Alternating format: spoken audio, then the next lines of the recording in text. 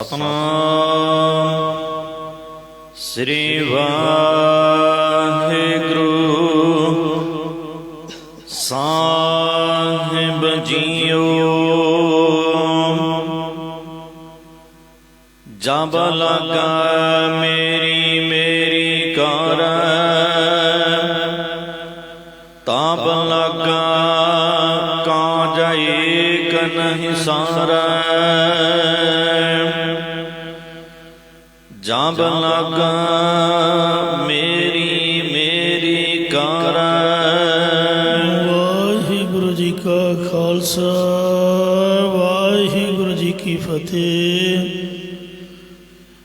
ਕੋਟ ਬ੍ਰਹਮੰਡਾਂ ਦੇ ਮਾਲਕ ਜੁਗ ਜੁਗੀ ਅਟਲ ਸ਼ਬਦਾ ਅਵਤਾਰ, ਦਸਾਂ ਪਾਤਸ਼ਾਹੀਆਂ ਦੀ ਆਤਮਕ ਜੋਤ,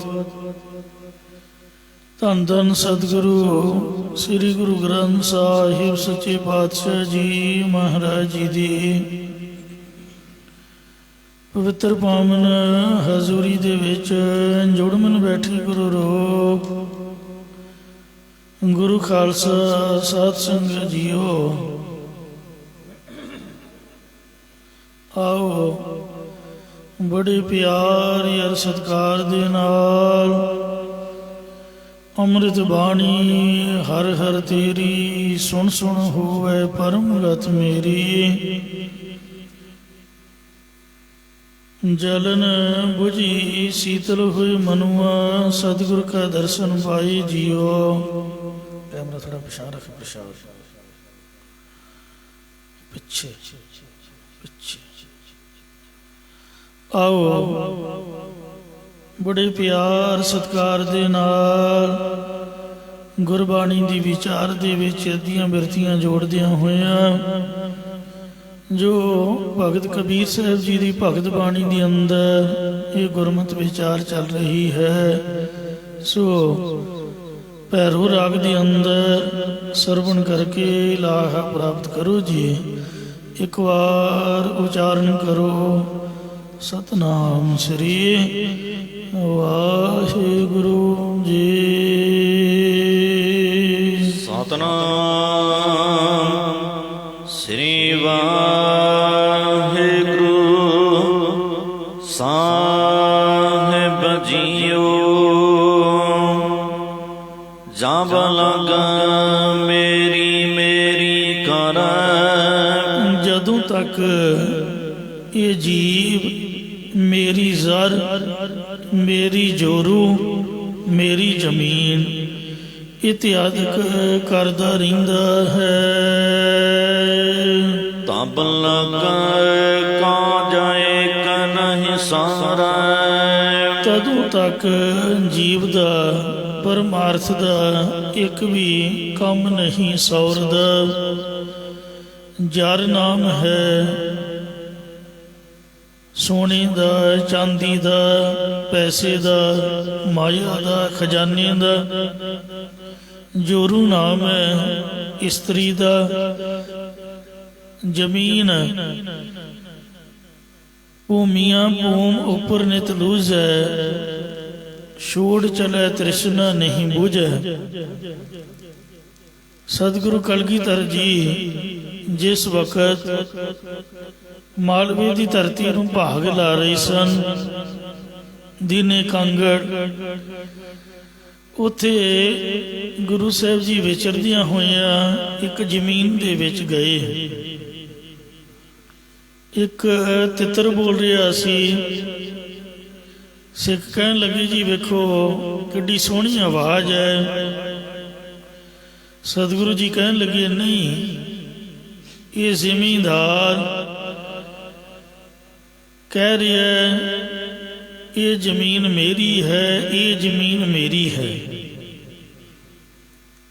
ਮਹਾਰਾਜ ਨੇ ਪੰਕਤੀ ਪੜ੍ਹੀ ਸੀ, ਭੂਮੀਆਂ ਭੂਮ ਪਰ ਨਿਤ ਲੂਝੈ, ਛੋੜ ਚਲੇ ਤ੍ਰਿਸ਼ਨਾ ਨਹੀਂ ਬੂਝੈ। ਮਹਾਰਾਜ ਕਹਿੰਦੇ ਪੈਲੀ ਦਾ ਮਾਲਕ ਹੈ, ਜ਼ਮੀਨ ਦਾ ਜ਼ਿਮੀਂਦਾਰ ਮਰ ਕੇ ਤਿੱਤਰ ਬਣ ਗਿਆ, ਪਰ ਫਿਰ ਵੀ ਆਪਣੀ ਮਲਕੀਅਤ ਨਹੀਂ ਛੱਡ ਰਿਹਾ, ਉੱਚੀ ਉੱਚੀ ਬੋਲੀ ਜਾ ਰਿਹਾ ਹੈ। ਫਿਰ ਮਹਾਰਾਜ ਨੇ ਉਹਨੂੰ ਮੁਕਤ ਕੀਤਾ ਸੀਗਾ। ਇਉਂ ਜਦੋਂ ਤੱਕ ਇਨਸਾਨ ਮੇਰੀ ਮੇਰੀ ਕਰਦਾ ਹੈ ਉਦੋਂ ਤੱਕ ਇਹਦਾ ਮੁਕਤੀ ਦਾ ਕੰਮ ਨਹੀਂ ਸੌਰਦਾ, ਪਰ ਲੋਕ ਦਾ ਇਹਦਾ ਭਲਾ ਨਹੀਂ ਹੁੰਦਾ। ਮੇਰੀ ਮੇਰੀ ਕਰਤੇ ਜਨਮ ਗਇਓ, ਕਈ ਜਨਮ ਇਸਦੇ ਮੇਰੀ ਮੇਰੀ ਕਰਦਿਆਂ ਬਤੀਤ ਹੋ ਗਏ ਹਨ। ਹਉ ਵਿੱਚ ਆਇਆ, ਹਉ ਵਿੱਚ ਗਿਆ, ਹਉ ਵਿੱਚ ਜੰਮਿਆ, ਹਉ ਵਿੱਚ ਮੁਆ, ਹਉ ਵਿੱਚ ਦਿੱਤਾ, ਹਉ ਵਿੱਚ ਲਿਆ, ਹਉ ਵਿੱਚ ਖਟਿਆ, ਹਉ ਵਿੱਚ ਗਿਆ, ਹਉ ਵਿੱਚ ਸਚਿਆਰ ਕੂੜਿਆਰ, ਹਉ ਵਿੱਚ ਪਾਪ ਪੁੰਨ ਵਿਚਾਰ, ਹਉ ਵਿੱਚ ਨਰਕ ਸੁਰਗ ਅਵਤਾਰ, ਹਉ ਵਿੱਚ ਹੱਸੈ, ਹਉ ਵਿੱਚ ਰੋਵੈ, ਹਉ ਵਿੱਚ ਭਰੀਐ, ਹਉ ਵਿੱਚ ਧੋਵੈ, ਹਉ ਵਿੱਚ ਜਾਤੀ ਜਿਨਸੀ ਖੋਵੈ, ਹਉ ਵਿੱਚ ਮਾਇਆ, ਹਉ ਵਿੱਚ ਛਾਇਆ, ਹਉਮੈ ਕਰ ਕਰ ਜੰਤਿ ਉਪਾਇਆ। ਇਉਂ ਹਉਮੈ ਦੇ ਨਾਲ ਹੀ ਜੀਆ ਜੰਤ ਪੈਦਾ ਹੋ ਰਹੇ ਨੇ। ਜੇ ਇਹ ਬੱਕਰੇ ਦੀ ਮੈਂ ਛੱਡ ਦੇਣ ਤਾਂ ਇਹਨਾਂ ਦਾ ਜੋ ਪਰਮਾਰਥ ਦਾ ਦੁਨੀਆ ਦਾ ਸਾਰਾ ਕੰਮ ਸੌਰ ਸਕਦਾ ਹੈ। ਤਬ ਲਗ ਕਾਜੇ ਕਨਹਿ ਸਾਰੈ, ਜਬ ਲਗ ਮੇਰੀ ਮੇਰੀ ਕਰੈ, ਜਦ ਤੱਕ ਜੀ ਮੇਰੀ ਜਰ ਮੇਰੀ ਜੋਰੂ ਮੇਰੀ ਜ਼ਮੀਨ ਆਦਿ ਕਰਦਾ ਰਹਿੰਦਾ, ਤਦੋਂ ਤੱਕ ਜੀਵ ਦਾ ਪਰਮਾਰਥ ਦਾ ਇਸ ਲੋਕ ਦਾ ਇੱਕ ਵੀ ਕੰਮ ਨਹੀਂ ਸੌਰਦਾ।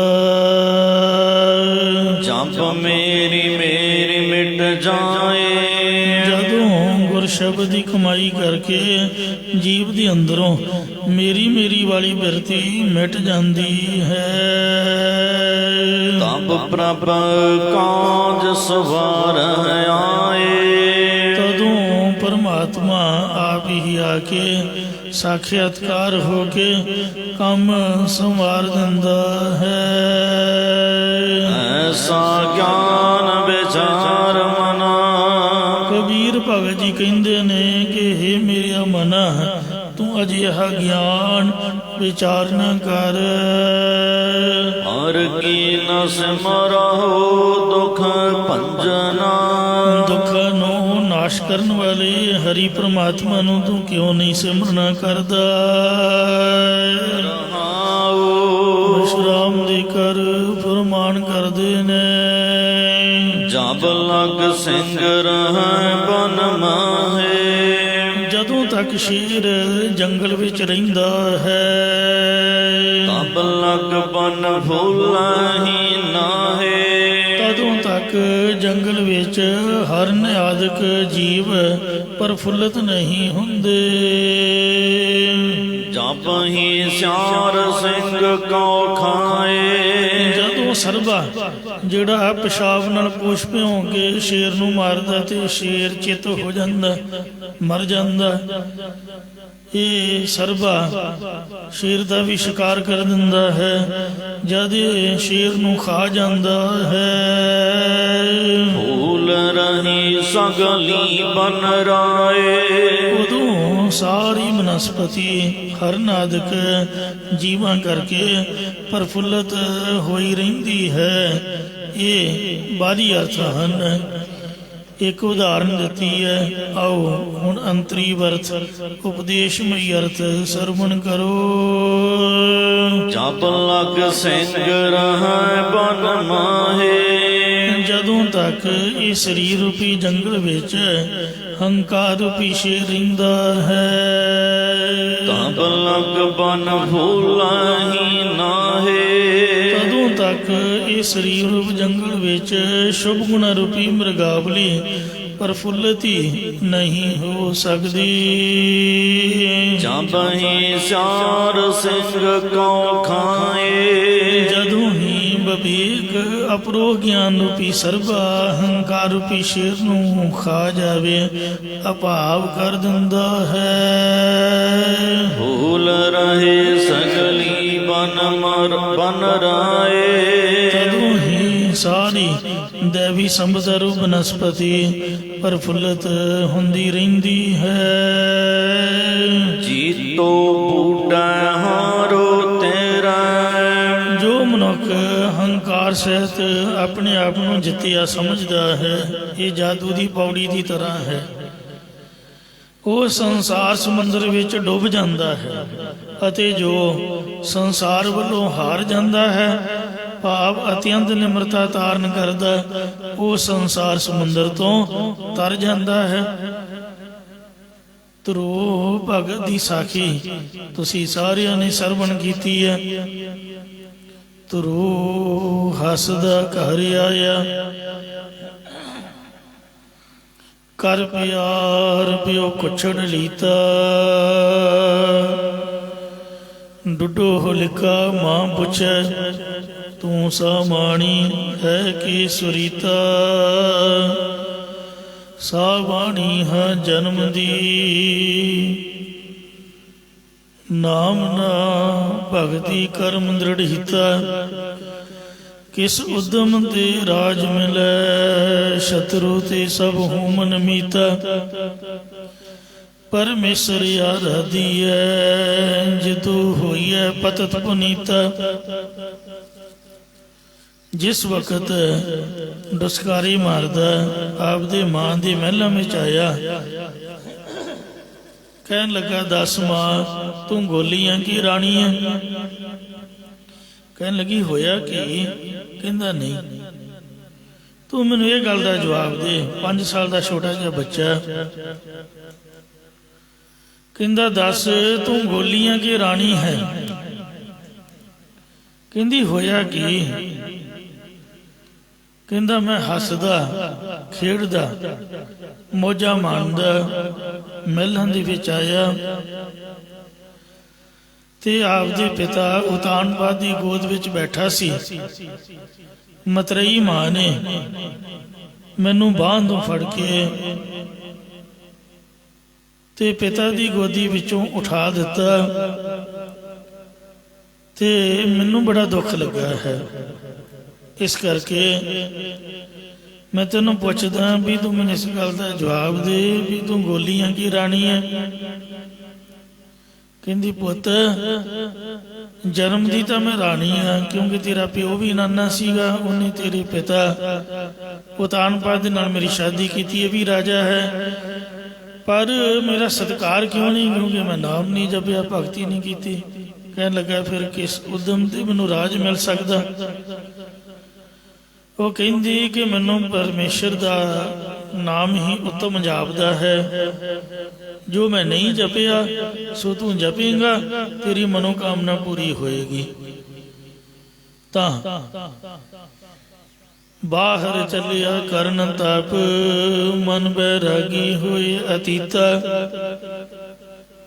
ਮਾਂ ਤਾਂ ਸੌਂ ਗਈ, ਦਿਨੇ ਜਾਂਦਾ ਰੌਲਾ ਪੈਣਾ ਸੀਗਾ।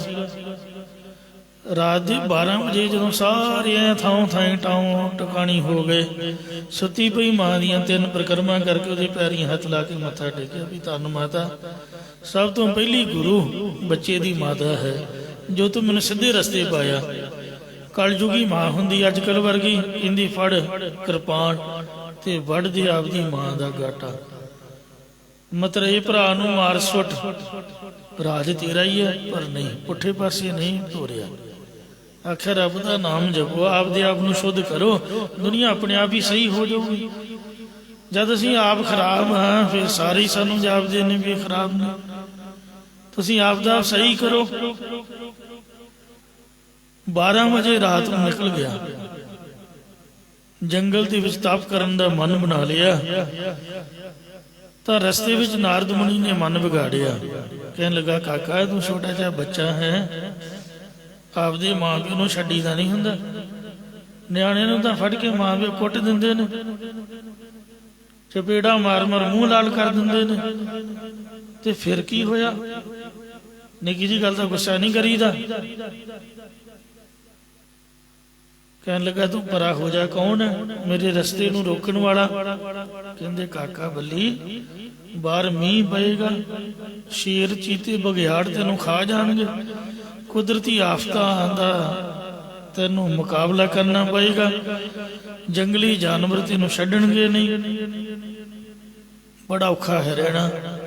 ਕਹਿੰਦਾ, ਨਹੀਂ, ਤੂੰ ਮੇਰਾ ਦੁਸ਼ਮਣ ਹੈ, ਜੋ ਮੈਨੂੰ ਤਾਂ ਨਾਮ ਜਪਣ ਤੋਂ ਰੋਕ ਰਿਹਾ। ਜਦ ਉਹਨੇ ਪਰਖ ਕਰਕੇ ਵੇਖਿਆ ਕਿ ਇਹ ਸ਼ਰਧਾ ਸੰਯੁਕਤ ਹੈ, ਉਸ ਵਕਤ ਨਾਰਦ ਮੁਨੀ ਉਪਦੇਸਿਆ। ਨਾਰਦ ਮੁਨੀ ਨੇ ਨਾਰਾਇਣ ਨਾਰਾਇਣ ਦਾ ਉਪਦੇਸ਼ ਦਿੱਤਾ। ਕਹਿਣ ਲੱਗਾ ਕਿ ਬੱਚਾ ਸ਼ਰਧਾ ਭਾਵਨਾ ਪਿਆਰ ਦੇ ਨਾਲ ਸਿਦਕ ਭਰੋਸੇ ਨਾਲ ਇਹ ਨਾਮ ਜਪ, ਵਾਹਿਗੁਰੂ ਭਲੀ ਕਰੇਗਾ। ਜਿਸ ਵਕਤ ਸਾਧ ਸੰਗਤ ਜੀਓ ਦਿਨ ਚੜ੍ਹੇ ਤੋਂ ਰਾਜੇ ਨੂੰ ਪਤਾ ਲੱਗਾ ਕਿ ਬੱਚਾ ਮੇਰਾ ਮੈਨੂੰ ਛੱਡ ਕੇ ਤੁਰ ਗਿਆ ਹੈ, ਰਥ ਭਜਾ ਕੇ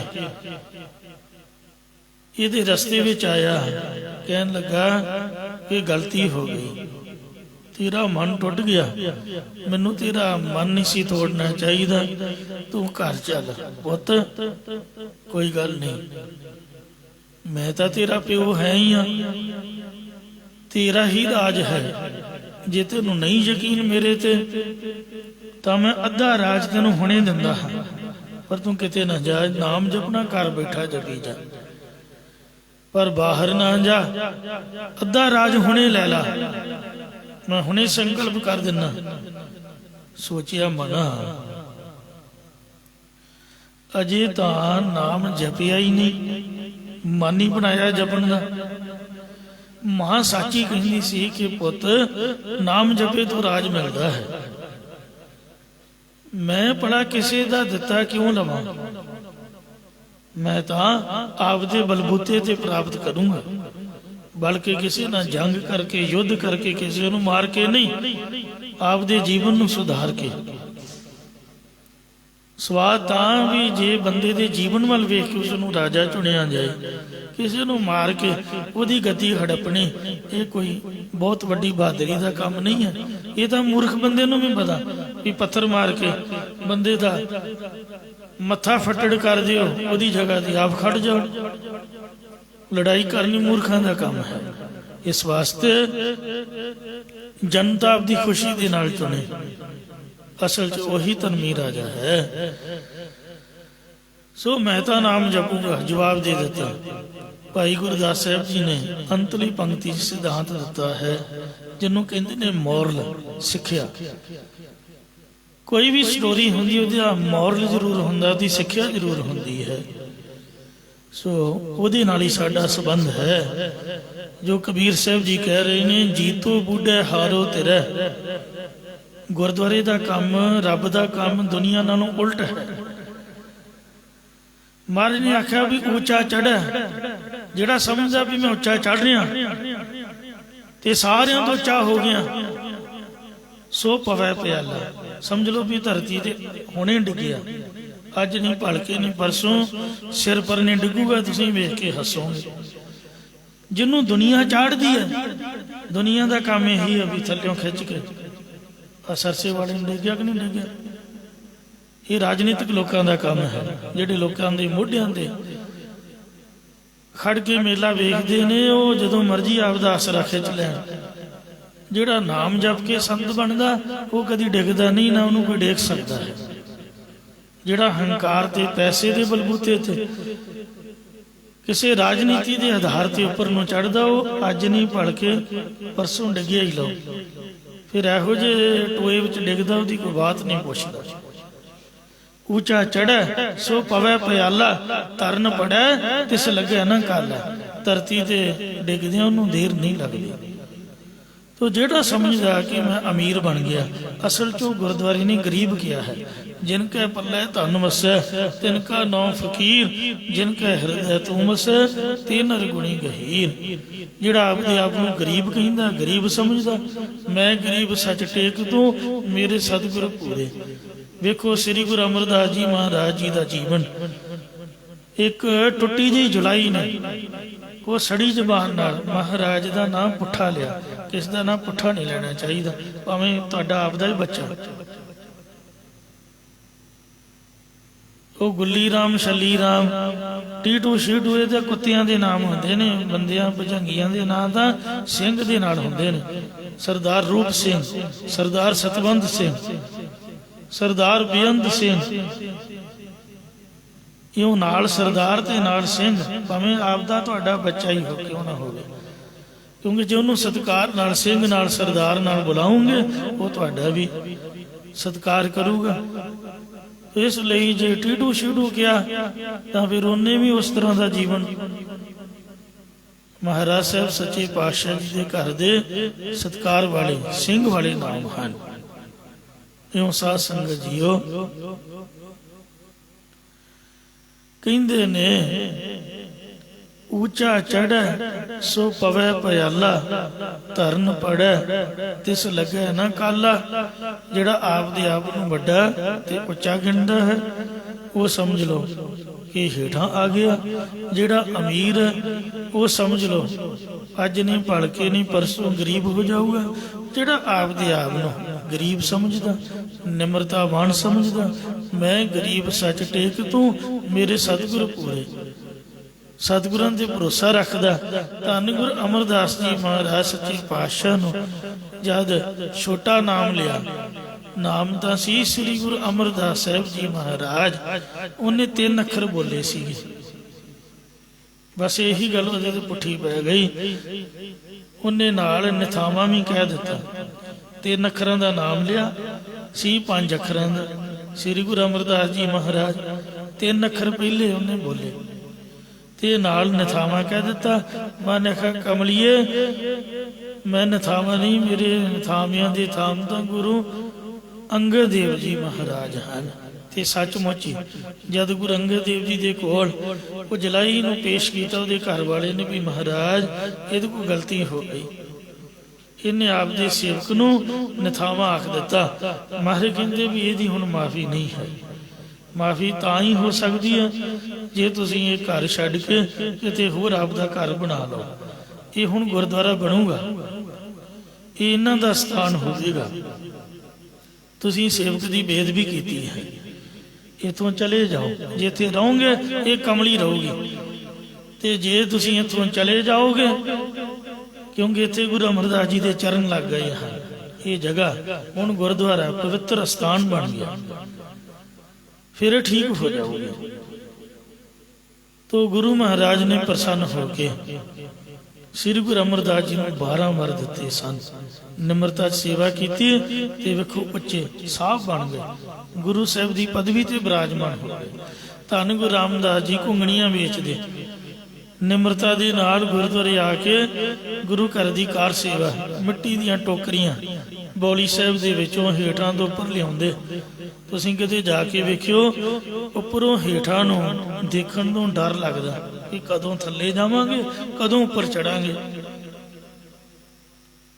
मेरे वर्गे तां हेठां तो जल लैण जा ही नहीं सकदे, इन्ना दिल ही नहीं साडा, उपर नूं कौन चढ़ूगा। ते गुरु रामदास जी पता नहीं हज़ारां ही फेरे हेठां तो ज्यादा वो मिट्टी चुक के लियाउंदे होणगे।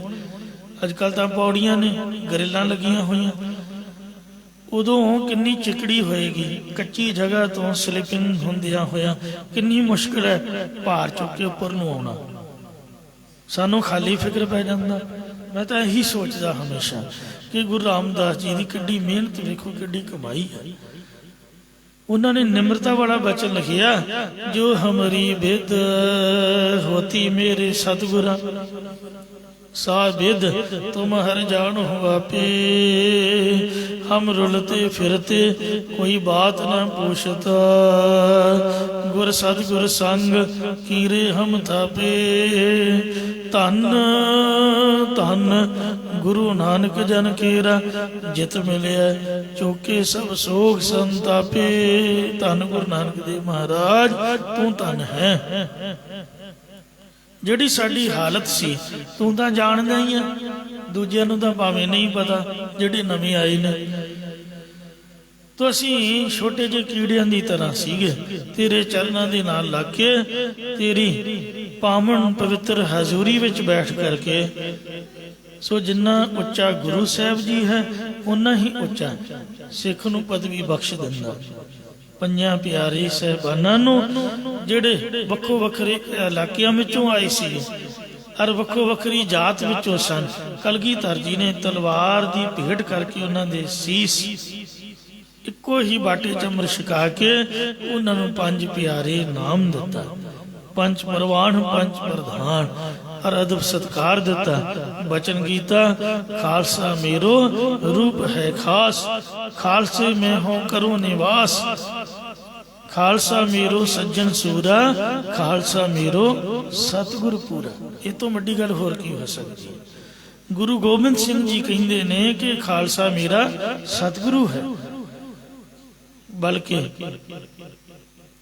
ਐਸਾ ਨਹੀਂ ਹੋ ਸਕਦਾ। ਸਤਿਗੁਰੂ ਤਾਂ ਸਤਿਗੁਰੂ ਹੀ ਹੈ।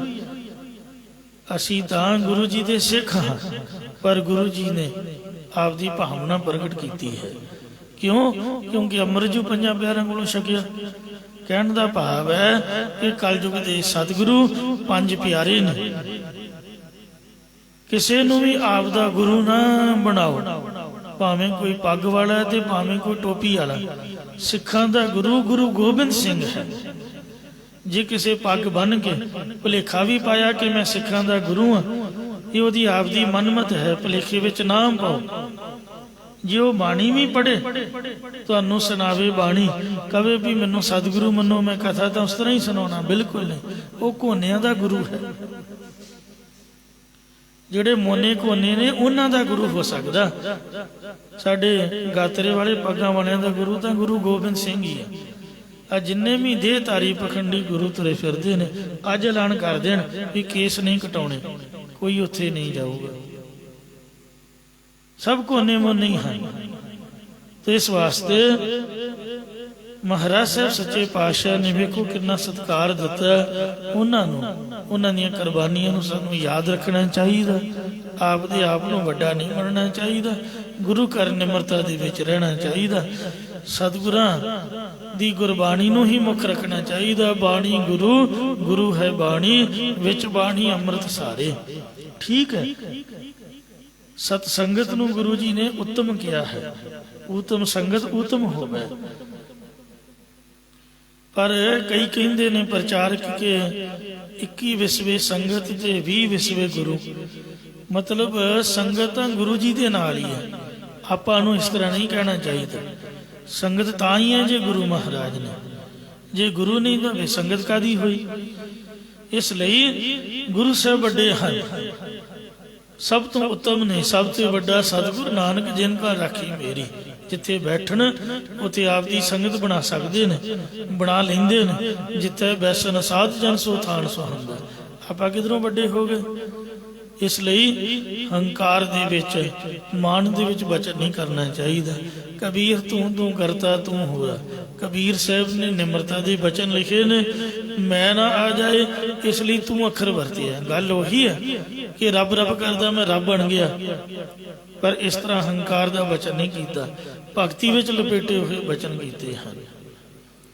ਗੁਰੂ ਸਾਹਿਬ ਜੀ ਸਭ ਤੋਂ ਉੱਤਮ ਹਨ ਤੇ ਮਹਾਰਾਜ ਦੀ ਬਾਣੀ ਉੱਤਮ ਹੈ। ਗੁਰੂ ਸਾਹਿਬ ਦੀ ਕਥਾ ਉੱਤਮ ਹੈ। ਅਸੀਂ ਉੱਤਮ ਨਹੀਂ। ਕਥਾ ਕਰਕੇ ਹੀ ਜੇ ਕਿਸੇ ਦਾ ਸਤਿਕਾਰ ਹੈ, ਕੀਰਤਨ ਕਰਕੇ, ਕਥਾ ਕਰਕੇ ਹੈ। ਉੱਤਮ ਕਥਾ ਸੁਣੀ ਜੈ ਸਰਬਣੀ ਮਾਇਆ ਕਰੋ ਭਗਵਾਨ। ਇਹ ਮਹਾਰਾਜ ਦੇ ਚਰਨਾਂ ਵਿੱਚ ਅਰਦਾਸ ਕਰਨੀ ਚਾਹੀਦੀ ਹੈ। ਸੋ ਇਸ ਲਈ ਉਹ ਜਿਹੜਾ ਵਾਹਿਗੁਰੂ ਹੈ ਉਹ ਸਰਬ ਕਲਾ ਸਮਰੱਥ ਹੈ। ਜਿਹੜੀ ਗੇਂਦ ਹੈ, ਗੇਂਦ ਉਹਨੂੰ ਜਿੰਨਾ ਵੀ ਜ਼ੋਰ ਦੀ ਤੁਸੀਂ ਹੇਠਾਂ ਪਟਕਾਓਗੇ, ਹੇਠਾਂ ਮਾਰੋਗੇ, ਉਨੀ ਤੁਹਾਡੇ ਸਿਰ ਚੜ ਬੋਲੇਗੀ, ਉੱਪਰ ਨੂੰ ਜਾਓਗੇ। ਇਸੇ ਤਰ੍ਹਾਂ ਜਿੰਨਾ ਵੀ ਸਿੱਖ ਨਿਮਰਤਾ ਦੇ ਵਿੱਚ ਆਪ ਦਾ ਸੀਸ ਨਿਵਾਊਗਾ, ਓਨਾ ਹੀ ਉੱਚਾ ਹੋਵੇਗਾ। ਸਾਹਿਬਜ਼ਾਦਿਆਂ ਨੇ ਵੇਖੋ ਨੀਹਾਂ 'ਚ ਚਿਣ ਕੇ ਆਪ ਕੁਰਬਾਨ ਕੀਤਾ। ਬਾਬੇ ਤਾਰੂ ਸਿੰਘ ਸਾਹਿਬ ਨੇ ਖੋਪਰਾ ਲਵਾ ਦਿੱਤਾ। ਉਸ ਟਾਈਮ ਦੇ ਤਾਂ ਸਾਰੇ ਘਬਰਾ ਗਏ ਸਨ ਕਿ ਪਤਾ ਨਹੀਂ ਸਿੱਖੀ ਖਤਮ ਹੀ ਹੋ ਗਈ। ਤੇ ਵੇਖੋ ਉਹ ਹੁਣ ਸ਼੍ਰੋਮਣੀ ਗੁਰੂ ਘਰ ਦੇ ਪ੍ਰਧਾਨ ਸਿੰਘ ਹਨ। ਜਿਹੜੇ ਸ਼ਹੀਦਾਂ ਦੀ ਕੌਮ ਹੈ ਸਭ ਤੋਂ ਉੱਤਮ ਹੈ। ਔਰ ਇਹਨਾਂ ਦੀ ਹੀ ਪ੍ਰਧਾਨਤਾ ਪੰਜ ਪ੍ਰਵਾਨ ਪੰਜ ਪ੍ਰਧਾਨ ਪੰਜੇ ਪਾਵੈ ਦਰਗਹਿ ਮਾਨ। ਜਿਨ੍ਹਾਂ ਦੇ ਅਸਥਾਨ ਤੇ ਆ ਬੈਠੇ। ਉਸ ਵਕਤ ਇੱਕਦਮ ਦੁਰਘਟਨਾ ਹੋਈ, ਸਾਰੇ ਘਬਰਾਏ ਸਨ ਕਿ ਵੇਖੋ ਗੋਰਿਆਂ ਨੇ ਕੀ ਕਰ ਦਿੱਤਾ। ਪਰ ਨਹੀਂ, ਉਹਨਾਂ ਦਾ ਹੁਣ ਨਾਮੋ ਨਿਸ਼ਾਨ ਨਹੀਂ। ਸਿੰਘਾਂ ਦੀ ਜੈ ਜੈਕਾਰ ਹੈ। ਤੋ ਇਸ ਲਈ ਵਾਹਿਗੁਰੂ ਦੇ ਘਰ ਦੀ ਬਾਤ ਨੂੰ ਕੋਈ ਸਮਝ ਨਹੀਂ ਸਕਦਾ। ਜਿਹੜਾ ਇਨਸਾਨ ਸਮਝਦਾ ਕਿ ਮੈਂ ਜਿੱਤ ਗਿਆ, ਉਹ ਅਸਲ 'ਚ ਹਾਰ ਜਾਂਦਾ ਹੈ। ਉਹ ਪੰਕਤੀ ਅਜੇ ਮੈਂ ਪੜ੍ਹੀ ਨਹੀਂ, ਧਰੂਪ ਭਗਤ ਵਾਲੀ। ਭਾਈ ਗੁਰਦਾਸ ਸਾਹਿਬ ਜੀ ਨੇ ਪੌੜੀ ਦੇ ਅੰਤ ਤੇ ਲਿਖਿਆ, ਹਾਰ ਚੱਲੇ ਗੁਰਮੁਖ ਜਗ ਜੀਤਾ। ਗੁਰਮੁਖ ਧਰੂਪ ਭਗਤ ਜੀ ਜਗਤ ਵੱਲੋਂ ਹਾਰ ਕੇ ਚੱਲੇ, ਹਾਰੀ ਗਏ ਸਨ। ਮਤਰੇਈ ਮਾਂ ਨੇ ਦਿਲ ਤੋੜ ਦਿੱਤਾ। ਦੁਨੀਆ ਦੀ ਐਸੀ ਰੀਤੀ ਹੈ, ਉਹ ਮਾਇਆ ਧਾਰੀ ਦਾ ਸਤਿਕਾਰ ਕਰਦੇ ਨੇ। ਇਸ ਵਾਸਤੇ ਸੋ ਹਾਰ ਕੇ ਘਰ ਛੱਡਿਆ ਸੀਗਾ, ਤੇ ਜਿਸ ਵਕਤ 6 ਮਹੀਨੇ ਨਾਮ ਜਪਿਆ, ਇੱਕ ਲੱਤ ਤੇ ਖਲੋ ਕੇ, ਇੱਕ ਚਰਨ ਦੇ, ਇੱਕ ਅੰਗੂਠੇ ਤੇ, ਤਾਂ ਵਾਹਿਗੁਰੂ ਜੀ ਪ੍ਰਤੱਖ ਹੋਏ ਤੇ 40,000 ਵਰਾ ਰਾਜ ਦਾ ਵਰ ਦਿੱਤਾ। ਤੇ ਫਿਰ ਬਾਅਦ ਦੇ ਵਿੱਚ ਧਰੂ ਅਟਲ ਅਜੂ ਹੁਣ ਟਰਿਓ, ਅਟਲ ਪਦਵੀ ਦੀ ਬਖਸ਼ਿਸ਼ ਕੀਤੀ। ਕਿਉਂ? ਗੁਰਮੁਖ ਤੁਰੇ ਤਾਂ ਹਾਰ ਕੇ ਸੀ ਸੰਸਾਰ ਵੱਲੋਂ, ਜੰਗਲ ਵੱਲ ਨੂੰ, ਤੇ ਤਪ ਕਰਕੇ ਫਿਰ ਸੰਸਾਰ ਨੂੰ ਜਿੱਤ ਕੇ ਵਾਪਸ ਮੁੜੇ।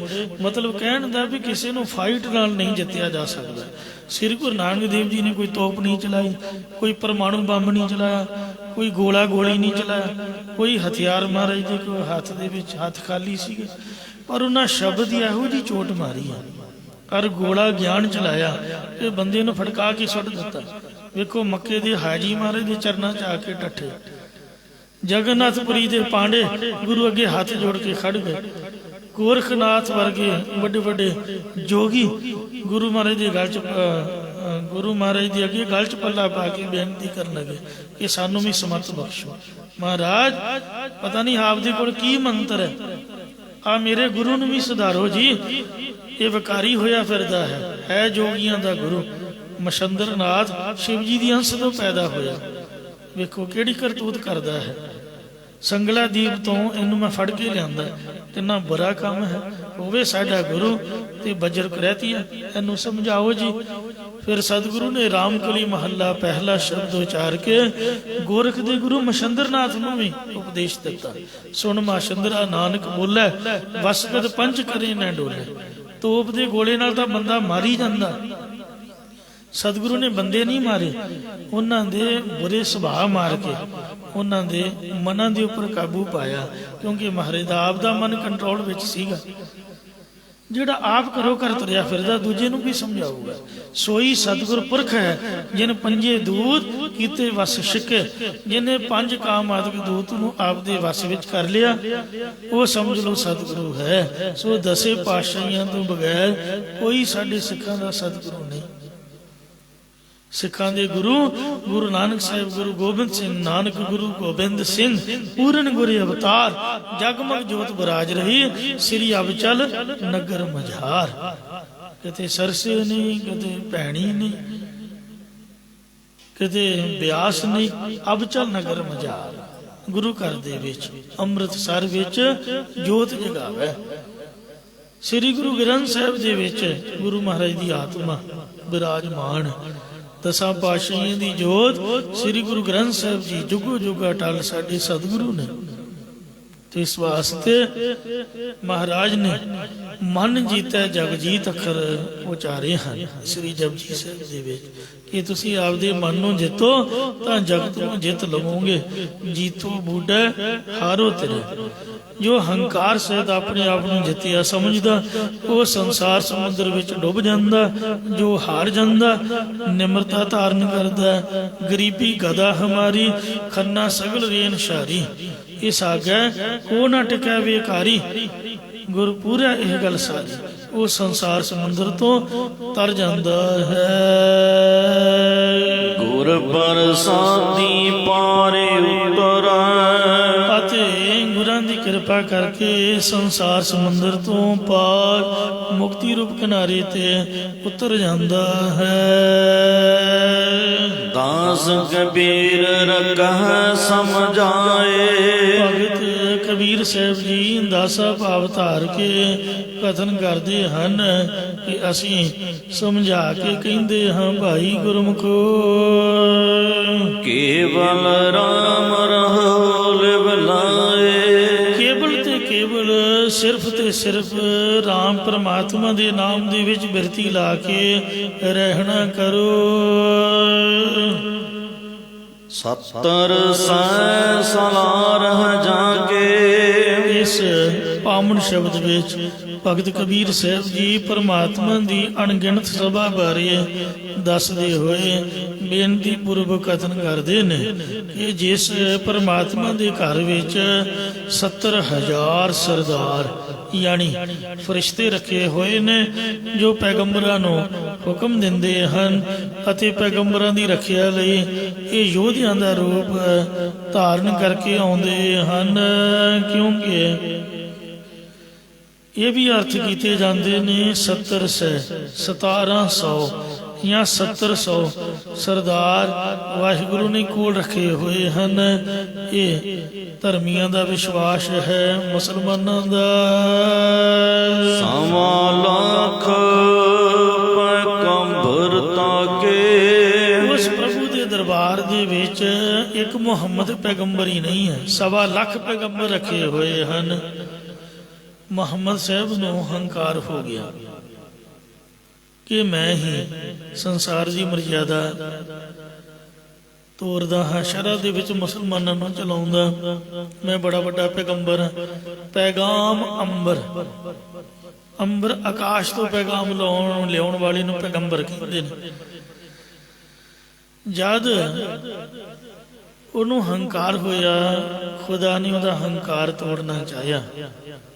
ਰਸਤੇ ਵਿੱਚ ਤੁਰਿਆ ਜਾ ਰਿਹਾ ਸੀ ਤੇ ਇੱਕ ਪਾਸੇ ਖੜਾ ਉਹ ਜਦ ਰਸਤਾ ਪਾਰ ਕਰਨ ਲੱਗਾ ਊਠਾਂ ਦੀ ਲੈਣ ਆਉਂਦੀ ਦਿਖੀ।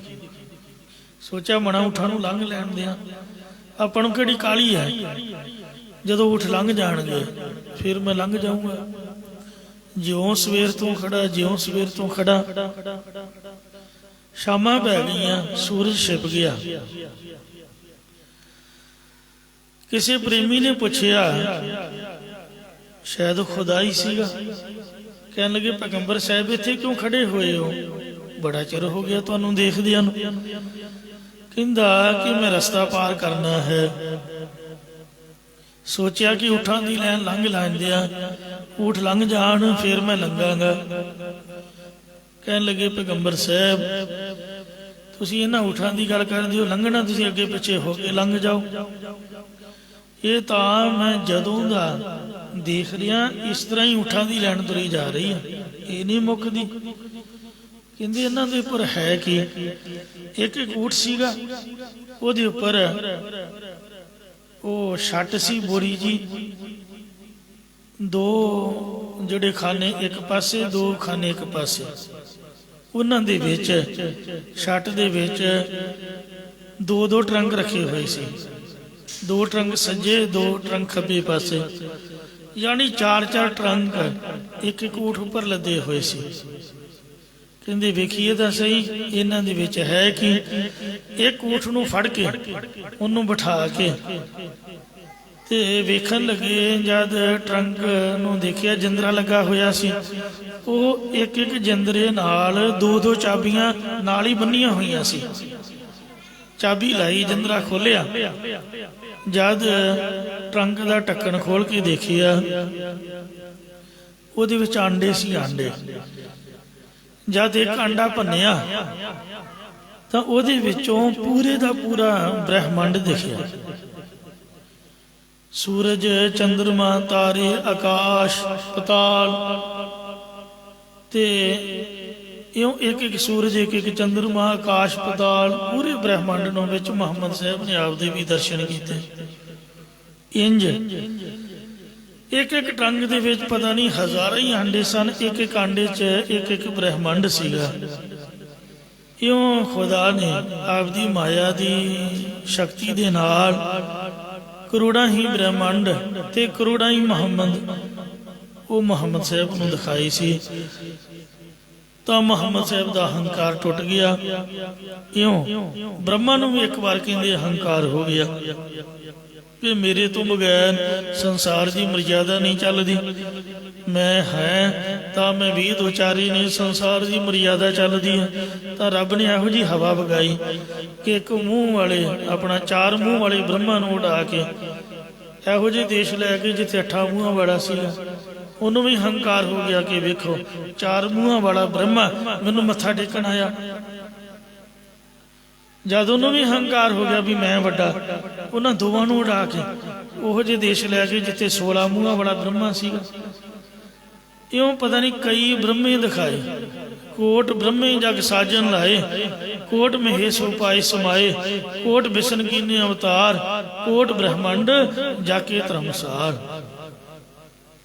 ਇੰਜ ਵਾਹਿਗੁਰੂ ਦੀ ਕੁਦਰਤ ਬਹੁਤ ਮਹਾਨ ਹੈ। ਉਹ ਬ੍ਰਹਮੇ ਪਤਾ ਨਹੀਂ ਕਿੰਨੇ ਕਿੰਨੇ ਮੂੰਹਾਂ ਵਾਲੇ ਉੱਡੀ ਫਿਰਨ। ਇੰਜ ਜਿਹੜਾ ਹੰਕਾਰ ਹੈ ਇਹ ਬਿਲਕੁਲ ਫਜ਼ੂਲ ਹੈ। ਜੋ ਨਿਮਰਤਾ ਸ਼ਰਧਾ ਭਾਵਨਾ ਧਾਰਨ ਕਰਦਾ ਉਹਦੇ ਬੇੜੇ ਪਾਰ ਹੁੰਦੇ ਹਨ।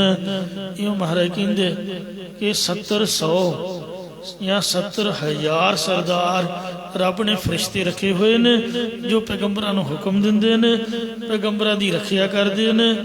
ਤੇ ਉਸ ਪ੍ਰਭੂ ਦੇ ਦਰਬਾਰ ਦੇ ਵਿੱਚ ਇੱਕ ਮੁਹੰਮਦੀ ਪੈਗੰਬਰ ਨਹੀਂ, ਇੱਕੋ ਹੀ ਬ੍ਰਹਮਾ ਨਹੀਂ, 1.25 ਲੱਖ ਪੈਗੰਬਰ ਰੱਖੇ ਹੋਏ ਨੇ ਤੇ ਕਰੋੜਾਂ ਹੀ ਬ੍ਰਹਮੇ ਜਗਤ ਨੂੰ ਸਾਜਣ ਵਾਸਤੇ ਲਾਏ ਹੋਏ ਹਨ। ਸੇਖ ਜੋ ਕਹੀਐ ਕੋਟ 88। ਸ਼ੇਖ ਬਿਰਧ ਜਾਤੀ ਵਾਲੇ ਜਿਹੜੇ ਮੁਸਲਮਾਨ, ਉਹਨਾਂ ਦੀ ਖਾਸ ਜਾਤੀ ਦਾ ਨਾਮ ਹੈ। ਜਿਹੜੇ ਬਿਰਧ ਜਾਤੀ ਮੁਸਲਮਾਨਾਂ ਦੀ ਖਾਸ ਜਾਤੀ ਕਹੀਦੀ ਹੈ, ਇਹ ਸ਼ੇਖ ਵੀ 88 ਕਰੋੜ ਉਹਦੇ ਦਰ ਉੱਪਰ ਖਲੋਤੇ ਹੋਏ ਹਨ। ਸੋਦਰ ਦੀ ਪੌੜੀ ਵਿੱਚ ਮਹਾਰਾਜ ਜੀ ਨੇ ਸਾਰਿਆਂ ਨੂੰ ਖੜੇ ਖੜੋਤੇ ਗੁਣ ਗਾਉਂਦੇ ਦੱਸਿਆ ਹੈ। ਸੋਦਰ ਕੀਹਾ ਸੋ ਘਰ ਕੀਹਾ, ਜਿਤ ਬਹਿ ਸਰਬ ਸੰਭਾਲੇ, ਵਾਜੇ ਨਾਦ ਅਨੇਕ ਅਸੰਖਾ, ਕੀਤੇ ਵਾਮਣ ਹਾਰੇ, ਕੀਤੇ ਰਾਗ ਪਰਿਸੋ ਕਹੀਨ, ਕੀਤੇ ਗਾਮਣ ਹਾਰੇ। ਗਾਵੇ ਤੋਹਨੋ ਪੌਣ ਪਾਣੀ ਬੈਸੰਤਰ, ਗਾਵੇ ਰਾਜਾ ਧਰਮ ਦੁਆਰੇ। ਗਾਵੇ ਧਰਮ ਰਾਜੇ ਨੂੰ ਦੁਆਰੇ ਦੀ ਖੜਿਆ ਦੱਸਿਆ। ਗਾਵੇ ਹੈ ਚਿੱਤ ਗੁਪਤ ਲਿਖ ਜਾਣਾ ਹੈ, ਲਿਖ ਲਿਖ ਧਰਮ ਵਿਚਾਰੇ। ਗਾਵੇ ਈਸ਼ਰ ਬ੍ਰਹਮਾ ਦੇਵੀ ਸੋਹਣ ਸਦਾ ਸਵਾਰੇ। ਗਾਵੇ ਇੰਦ ਇਦਾਸਨ ਬੈਠੇ ਦੇਵਤਿਆਂ ਅੰਦਰ ਨਾਲੇ। ਇੰਦਰ ਨੂੰ ਵੀ ਮਹਾਰਾਜ ਦੇ ਦਰ ਤੇ ਗਾਉਣ ਵਾਲਾ ਆਖਿਆ ਹੈ, ਉਹ ਵੀ ਗੁਣ ਗਾ ਰਿਹਾ ਹੈ। ਇਉਂ ਗਾਵੇ ਸਿੱਧ ਸਮਾਧੀ ਅੰਦਰ ਗਾਵਣ ਸਾਧ ਵਿਚਾਰੇ। ਗਾਵਨ ਦੁਧਨੋ ਜਤੀ ਸੰਤੋ ਸਦੀ ਸੰਤੋਖੀ, ਗਾਵੇ ਵੀਰ ਕਰਾਰੇ। ਗਾਵਨ ਪੰਡਤ ਪੰਡਰ ਖੀਸਰ, ਜੁਗ ਜੁਗ ਵੇਦਾ ਨਾਲੇ। ਗਾਵੇ ਹੈ ਮੋਹਣੀਆਂ ਮਨ ਮੋਹਨ, ਸੁਰਗਾ ਮਛ ਪਿਆਲੇ। ਗਾਵਨ ਰਤਨੋ ਪਾਏ ਤੇਰੇ, 68 ਤੀਰਥ ਨਾਲੇ। ਗਾਵੇ ਹੈ ਜੋਧ ਮਹਾਬਲ ਸੂਰਾ, ਗਾਵੇ ਹੈ ਖਾਣੀ ਚਾਰੇ।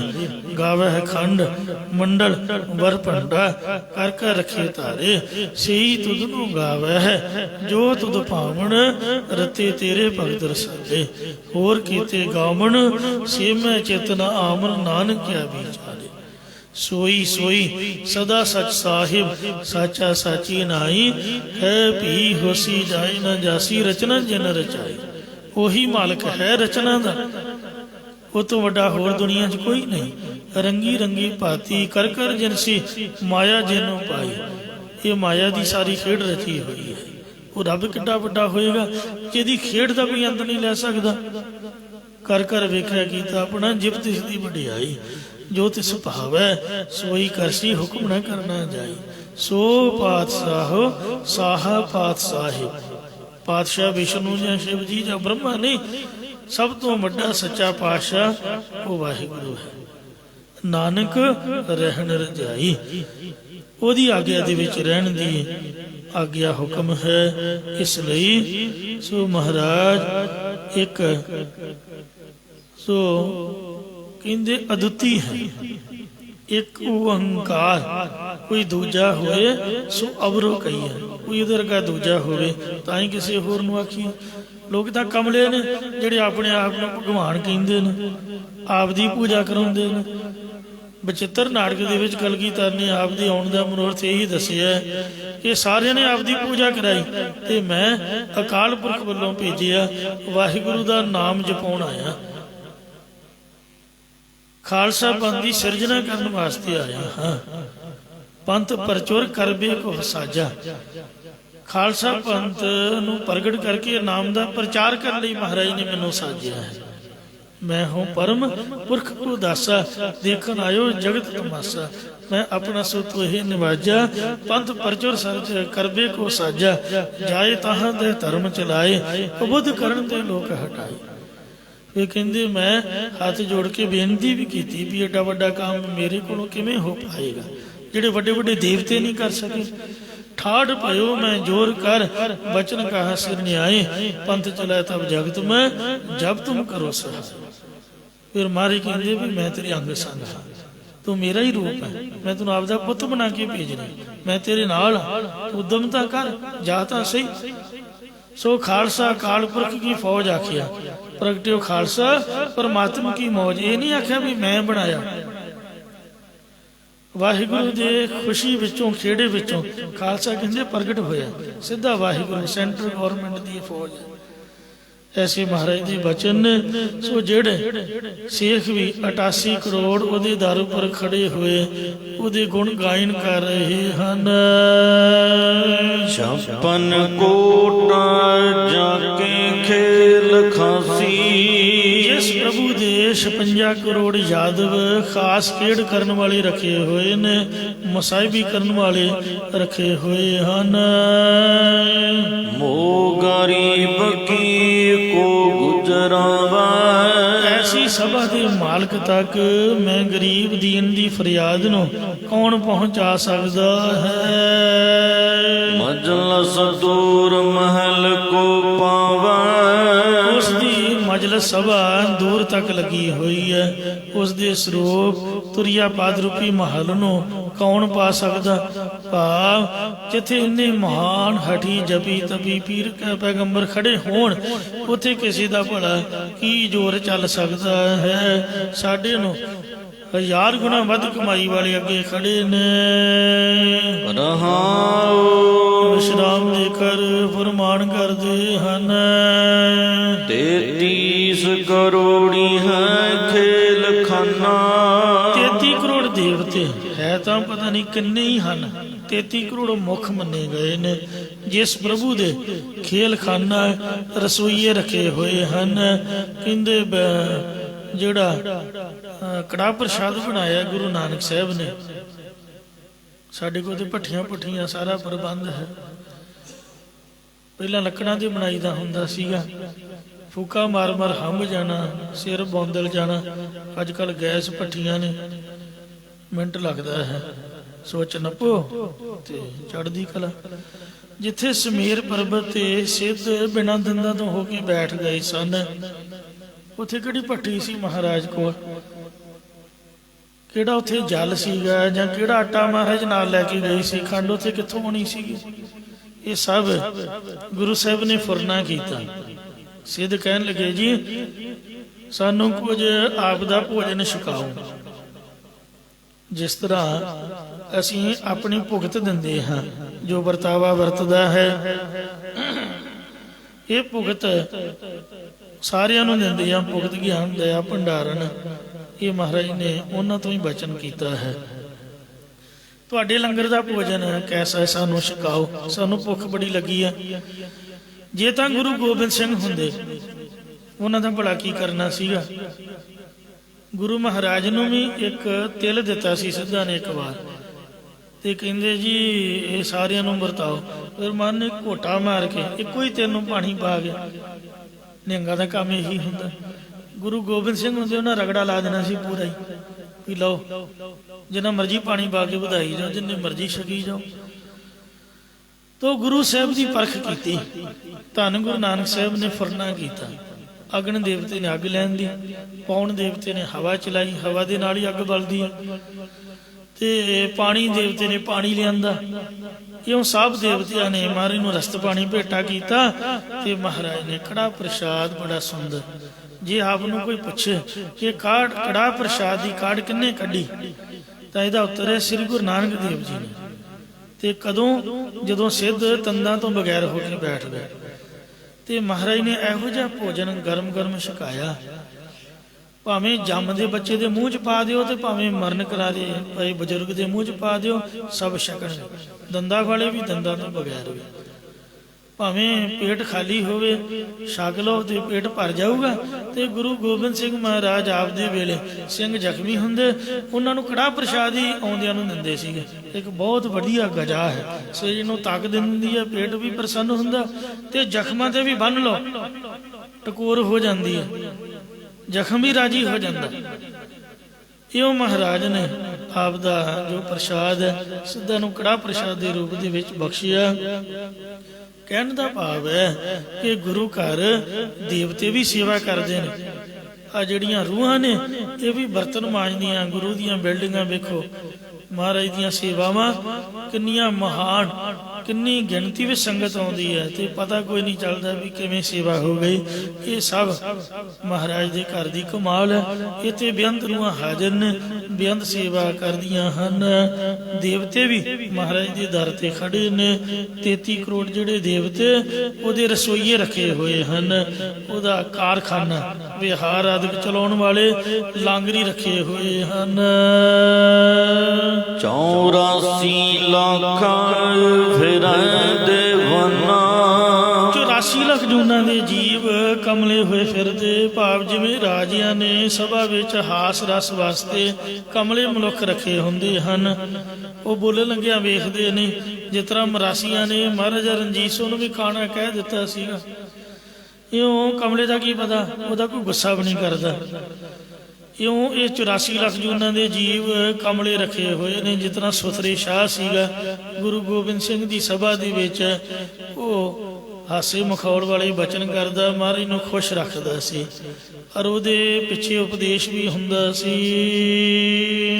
ਬਾਬਾ ਆਦਮ ਕਉ ਕਿਸ ਨਦਰ ਦਿਖਾਈ। ਜਦੋਂ ਖੁਦਾ ਨੇ ਬਾਬੇ ਆਦਮ ਨੂੰ ਕੁਝ ਕੁ ਕਿਰਪਾ ਦ੍ਰਿਸ਼ਟੀ ਦਿਖਾਉਣਾ ਕੀਤੀ, ਉਨ ਪੇ ਬਿਸਤ ਕਨੇਰੀ ਪਾਈ। ਤਦੋਂ ਉਸ ਬਾਬੇ ਆਦਮ ਨੇ ਵੀ ਬਹੁਤ ਸਾਰੀ ਸਵਰਗ ਦੀ ਮੌਜ ਮਾਣਨਾ ਕੀਤੀ। ਬਾਈਬਲ ਅਤੇ ਕੁਰਾਨ ਦੇ ਲੇਖ ਅਨੁਸਾਰ ਬਾਬਾ ਆਦਮ ਸਭ ਤੋਂ ਪਹਿਲਾ ਮਨੁੱਖ ਹੈ। ਆਦਮ ਦੀ ਔਲਾਦ ਹੀ ਆਦਮੀ ਅਖਵਾਉਂਦੀ ਹੈ। ਆਦਮ ਦੀ ਔਲਾਦ ਹੋਣ ਕਰਕੇ ਸਾਡਾ ਨਾਮ ਹੈ ਆਦਮੀ। ਪਰ ਮਹਾਰਾਜ ਨੇ ਦੇ ਅਰਥ ਕੀਤੇ ਨੇ ਆਦਮ। ਦਮ ਆ ਗਿਆ ਤਾਂ ਬੰਦਾ, ਨਹੀਂ ਤਾਂ ਮੁਰਦਾ। ਹਮ ਆਦਮੀ ਹਾਂ ਇੱਕ ਦਮੀ, ਇੱਕ ਦਮ ਦੇ ਆਦਮੀ ਹੈ। ਬਹੁਤ ਜੁਗਾਸ ਵਧਾ ਕੇ ਲੱਗੇ ਹੋਏ ਹਾਂ, ਰੱਖੇ ਆਪਦੇ ਆਪ ਨੂੰ ਸਮਝਦੇ ਹਾਂ ਕਿ ਬੜੇ ਯੁੱਗਾਂ ਤੱਕ ਰਹਾਂਗੇ। ਹਮ ਆਦਮੀ ਹਾਂ ਇੱਕਦਮੀ, ਮੁਹਲਤ ਮੋਤ ਨਾ ਜਾਣਾ। ਨਾਨਕ ਬਿਨ ਮੈਂ ਤਿਸੈ ਸਰੇਵੋ, ਜਾ ਕੇ ਜੀ ਪ੍ਰਾਣਾ। ਇਹਨੂੰ ਖੁਦਾ ਨੇ ਮਿੱਟੀ ਦੀ ਮੁੱਠ ਤੋਂ ਆਪਣੀ ਸ਼ਕਲ ਦਾ ਬਣਾਇਆ ਹੈ। ਰੱਬ ਨੇ ਆਪ ਦੀ ਸ਼ਕਲ ਦਿੱਤੀ ਹੈ ਤੇ ਬਹੁਤ ਸਮਾਂ ਇਸ ਵਰਗ ਦਾ ਸੁੱਖ ਦਾ ਸੁੱਖ ਦੇਣਾ ਕੀਤਾ। ਇੱਕ ਦਿਨ ਜਦੋਂ ਆਦਮ ਸੌਂਦਿਆ ਸੀ, ਤਦ ਖੁਦਾ ਨੇ ਉਹਦੇ ਖੱਬੇ ਪਾਸੇ ਤੋਂ ਇੱਕ ਪਸਲੀ ਕੱਢ ਕੇ ਇੱਕ ਨਾਰੀ ਰਚੀ, ਜੋ ਅੰਮਾ ਹਵਾ ਕਹਾਈ। ਖੁਦਾ ਨੇ ਇਹਨਾਂ ਨੂੰ ਅਦਨ ਬਾਗ ਵਿੱਚ ਰੱਖ ਕੇ ਕਿਹਾ ਕਿ ਤੁਸੀਂ ਇੱਥੇ ਆਨੰਦ ਨਾਲ ਰਹੋ ਤੇ ਫਲ ਆਦਿਕ ਪਦਾਰਥ ਖਾਓ, ਪਰ ਇੱਕ ਖਾਸ ਬੂਟਾ ਕਣਕ ਦਾ ਇਹ ਦੱਸ ਕੇ ਹਦਾਇਤ ਕੀਤੀ ਕਿ ਇਹਦਾ ਫਲ ਕਦੇ ਨਾ ਖਾਣਾ। ਇਸ ਪ੍ਰਕਾਰ ਇਹ ਦੋਵੇਂ ਸਰੀਰ ਤੋਂ ਨਗਨ ਰਹਿ ਕੇ ਬਹੁਤ ਸਮਾਂ ਪਿਸਤ ਦਾ ਸੁੱਖ ਮਾਣਦੇ ਰਹੇ। ਇੱਕ ਦਿਨ ਸ਼ੈਤਾਨ ਛੋਟੇ ਜਿਹੇ ਬਾਲਕ ਦਾ ਰੂਪ ਧਾਰ ਕੇ ਅੰਮਾ ਹਵਾ ਦੇ ਕੋਲ ਆ ਕੇ ਰੋਣ ਲੱਗ ਪਿਆ। ਅੰਮਾ ਹਵਾ ਨੇ ਰੋਣ ਦਾ ਕਾਰਨ ਪੁੱਛਿਆ। ਤਦੋਂ ਨੇ ਕਿਹਾ ਕਿ ਤੁਸੀਂ ਇਸ ਬਾਗ ਵਿੱਚ ਇੱਕ ਫਲ ਨਹੀਂ ਖਾਂਦੇ ਹੋ, ਕੱਲ ਨੂੰ ਤੁਹਾਨੂੰ ਇਸ ਪਿਸਤ ਵਿੱਚੋਂ ਹੇਠਾਂ ਸੁੱਟ ਦਿੱਤਾ ਜਾਵੇਗਾ।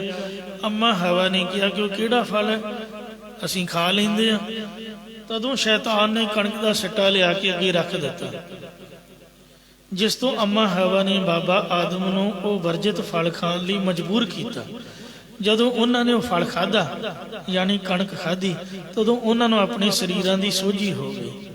ਜਦੋਂ ਖੁਦਾ ਇਹਨਾਂ ਨੂੰ ਦਰਸ਼ਨ ਦੇਣ ਲਈ ਆਇਆ, ਤਦੋਂ ਹੀ ਕੇਲਿਆਂ ਦੇ ਪੱਤਰਾਂ ਤੋਂ ਓਲੇ ਹੋ ਕੇ ਲੁਕ ਗਏ। ਇਹਨਾਂ ਨੂੰ ਸ਼ਰਮ ਆਈ। ਖੁਦਾ ਨੇ ਕਿਹਾ, ਤੁਸੀਂ ਮੇਰੇ ਤੋਂ ਪਰਦਾ ਕੀਤਾ। ਮਾਵਾਂ ਪਿਓ ਤੋਂ ਬੱਚੇ ਜਿਹੜੇ ਛੋਟੇ ਉਹ ਪਰਦਾ ਨਹੀਂ ਕਰਦੇ, ਸ਼ਰਮ ਨਹੀਂ ਕਰਦੇ। ਤੁਸੀਂ ਮੇਰਾ ਬਚਨ ਨਹੀਂ ਮੰਨਿਆ, ਜਾਓ, ਤੁਹਾਡਾ ਸਰੀਰ ਮੁਸ਼ਕ ਗਿਆ, ਤੁਸੀਂ ਇੱਥੇ ਰਹਿਣ ਦੇ ਯੋਗ ਨਹੀਂ ਹੋ।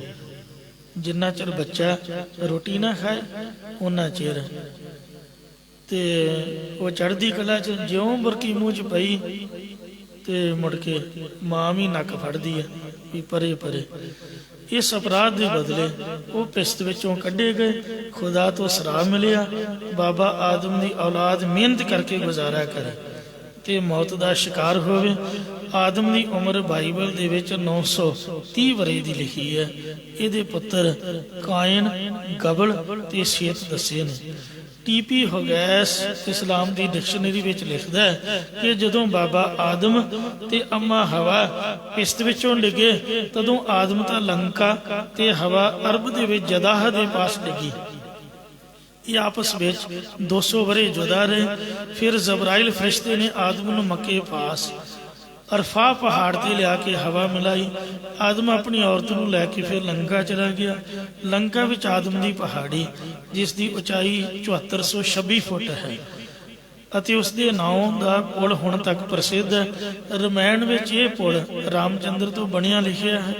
ਕਈਆਂ ਦਾ ਇਹ ਵੀ ਖਿਆਲ ਹੈ ਕਿ ਰਾਮ ਆਦਮ ਤੇ ਸੀਤਾ ਹਵਾ ਹੈ, ਜਿਵੇਂ ਨੂਹ ਅਤੇ ਮਨ ਇੱਕੋ ਹੀ ਹੈ। ਕਿਤਨਿਆਂ ਦਾ ਖਿਆਲ ਹੈ ਕਿ ਸ਼ਿਵ ਆਦਮ ਤੇ ਪਾਰਬਤੀ ਹਵਾ ਰਹੋ ਵਿਚਾਰ। ਜਦੋਂ ਬਾਬੇ ਆਦਮ ਨੂੰ ਸ਼ੈਤਾਨ ਨੇ ਆਪਣੀ ਕੁਝ ਖੋਟੀ ਦ੍ਰਿਸ਼ਟੀ ਦਿਖਾਈ, ਤਦੋਂ ਉਸ ਬਾਬੇ ਆਦਮ ਨੇ ਵੀ ਬਹੁਤ ਜ਼ਿਆਦਾ ਹੀ ਸਵਰਗ ਦੀ ਪ੍ਰਾਪਤੀ ਕੀਤੀ। ਭਾਵ ਛੇਤੀ ਹੀ ਉਹਨਾਂ ਨੂੰ ਡੇਗ ਦਿੱਤਾ ਗਿਆ। ਦਿਲ ਖਲਹਲ ਜਾਂ ਕੰਜਰ ਦੁਰੂਬਾਨੀ, ਜਿਸ ਦੇ ਦਿਲ ਹਿਰਦੇ ਵਿੱਚ ਕਾਮ ਆਦਿਕ ਵਿਕਾਰਾਂ ਦਵੈਤ ਕਰਕੇ ਘਬਰਾਹਟ ਹੈ, ਉਹਦੇ ਚਿਹਰੇ ਦੀ ਰੰਗਤ ਪੀਲੀ ਪੈ ਜਾਂਦੀ ਹੈ। ਜਿਸ ਦੇ ਹਿਰਦੇ ਵਿੱਚ ਖੋਟਪੁਣਾ, ਉਹਦਾ ਰੰਗ ਪੀਲਾ ਹੋਊਗਾ ਤੇ ਮਨ ਨਹੀਂ ਟਿਕੂਗਾ। ਜਿਹੜਾ ਅੰਦਰੋਂ ਸ਼ੁੱਧ ਹੈ, ਉਹਦਾ ਚਿਹਰਾ ਲਾਲ ਸੁਰਖ ਹੋਊਗਾ। ਫੁੱਲ ਗੁਲਾਬ ਦੀ ਤਰ੍ਹਾਂ ਜਿਤਨਾ ਸੇਬ ਹੁੰਦਾ, ਤੇ ਮਨ ਵੀ ਉਹ ਟਿਕਾ ਕੇ ਚੌਂਕੜਾ ਮਾਰ ਕੇ ਬੈਠੂਗਾ। ਛੋੜ ਕਦੇਵ ਕਰ ਸਤਾਨੀ, ਐਸੇ ਪੁਰਖ ਜਿਹੜੇ ਵਿਕਾਰੀ ਨੇ ਆਪਣੇ ਧਾਰਮਿਕ ਪੁਸਤਕ ਤੌਰੇਤ, ਜ਼ਬੂਰ, ਅੰਜੀਲ, ਕੁਰਾਨ ਛੱਡ ਕੇ ਸ਼ੈਤਾਨ ਬੁਣਾ ਕਰਨ ਲੱਗ ਪੈਂਦੇ। ਭਾਵ ਵਿਕਾਰਾਂ ਦੇ ਵਿੱਚ ਆਦਮੀ ਗਰਸਿਆ ਜਾਂਦਾ ਹੈ। ਦੁਨੀਆ ਦੋਸ ਰੋਸ ਹੈ ਲੋਈ, ਇਹ ਭਾਈ ਐਬ ਤਾਂ ਸੰਸਾਰੀ ਜੀਵਾਂ 'ਚ ਨੇ, ਪਰ ਪ੍ਰਕਾਸ਼ ਰੂਪ ਪ੍ਰਭੂ ਤੇ ਗੁੱਸਾ ਕਰਦੇ ਕਿ ਪ੍ਰਭੂ ਨੇ ਹੀ ਸਾਨੂੰ ਸਾਰੇ ਦੁੱਖ ਦਿੱਤੇ। ਲੋਕਾਂ ਉੱਪਰ ਗੁੱਸਾ ਕਰਦੇ ਹਨ। ਆਪਣ ਕੀਆ ਪਾਵੈ ਸੋਈ, ਪਰ ਇਹਨਾਂ ਜੀਵਾਂ ਨੇ ਜਿਹੋ ਜਿਹਾ ਆਪਦਾ ਕਰਮ ਕੀਤਾ, ਉਹੋ ਜਿਹਾ ਫਲ ਪਾਉਣਾ ਕਰਦੇ ਨੇ। ਇਸ ਲਈ ਉਸ ਖੁਦਾ ਅੱਗੇ ਇੰਜ ਬੇਨਤੀ ਹੀ ਕਰਨੀ ਬਣਦੀ ਹੈ। ਤੁਮ ਦਾਤੇ ਹਮ ਸਦਾ ਭਿਖਾਰੀ, हे ਪ੍ਰਭੂ ਤੁਸੀਂ ਦਾਤਾਂ ਦੇਣ ਵਾਲੇ ਹੋ, ਅਸੀਂ ਹਮੇਸ਼ਾ ਤੁਹਾਡੇ ਦਰ ਦੇ ਮੰਗਤੇ ਭਿਖਾਰੀ ਹਾਂ। ਦਿਓ ਜਵਾਬ ਹੋਏ ਬਜਗਾਰੀ, हे ਪ੍ਰਭੂ ਜੇਕਰ ਅਸੀਂ ਤੇਰੀ ਕਿਸੇ ਵੀ ਦਾਤ ਭਗਤੀ ਵੱਲੋਂ ਜਵਾਬ ਦਈਏ ਤਾਂ ਇਹ ਸਾਡੀ ਬਦਕਾਰੀ ਅਕਿਰਤ ਘਣਤਾ ਹੋਵੇਗੀ, ਕਲੰਕ ਵਾਲੇ ਹੋਵਾਂਗੇ। ਦਾਸ ਕਬੀਰ ਤੇਰੀ ਪਨਹ ਸਮਾਨਾ, ਭਗਤ ਕਬੀਰ ਸਾਹਿਬ ਜੀ ਕਥਨ ਕਰਦੇ ਕਿ हे ਪ੍ਰਭੂ ਮੈਂ ਸੇਵਕ ਤੇਰੀ ਸ਼ਰਨ ਵਿੱਚ ਸਮਾਇਆ ਮਿਲਿਆ ਰਹਾ। ਤਿਸ ਤਨ ਜੀ ਕਰਾ ਰਹਿਮਾਨਾ, ਇਹ ਰਹਿਮ ਦਿਲ ਵਾਲੇ ਦਿਆਲੂ ਪ੍ਰਭੂ ਮੈਨੂੰ ਆਪ ਦੀ ਸ਼ਰਨ ਦੇ ਨੇੜੇ ਰੱਖਣਾ ਕਰੋ। ਇਹੀ ਸਾਡੇ ਲਈ ਸਵਰਗ ਦਾ ਸੁੱਖ ਹੈ। ਪਰ ਰਹਿ ਬੰਦਾ ਹੋ ਸਕਦਾ ਜਿਹੜਾ ਰੋਟੀ ਨਾ ਖਾਏ, ਖੁਰਾਕ ਘੱਟ ਕਰਨੀ ਪੈਂਦੀ ਹੈ। ਮਹਾਂਪੁਰਖ ਤਾਈਓ ਪਤਾ ਨਹੀਂ ਘੱਟ ਛਕਦੇ ਨੇ। ਤੋ ਜਿਹੜਾ ਅੰਨ ਹੈ ਇਸ ਲਈ ਅਰਦਾਸ ਕਰਕੇ ਛਕੀਦਾ ਕਿ ਮਹਾਰਾਜ ਕਾਮ, ਕ੍ਰੋਧ, ਅਰ ਲੋਭ, ਮੋਹ ਸਾਰੀ ਬਿਮਾਰੀਆਂ ਦੀ ਜੜ ਖਾਣਾ ਹੈ।